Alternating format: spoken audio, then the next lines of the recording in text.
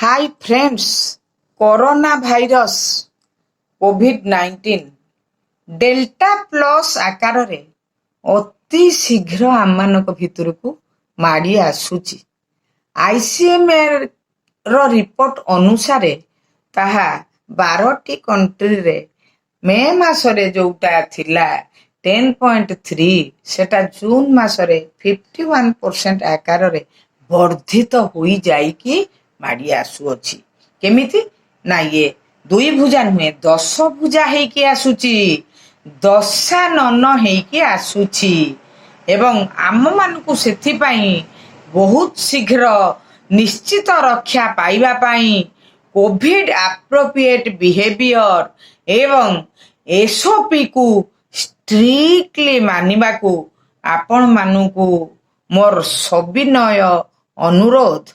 ସବୁବେଳେ ମାସ୍କ ପିନ୍ଧନ୍ତୁ, ଘରୁ ବାହାରନ୍ତୁ ନାହିଁ ଏବଂ ବାରମ୍ବାର ନିଜର ହାତ ଧୋଇ ପରିଷ୍କାର ପରିଚ୍ଛନ୍ନ ରୁହନ୍ତୁ ଏବଂ ନିଜକୁ ସୁରକ୍ଷିତ ରଖନ୍ତୁ।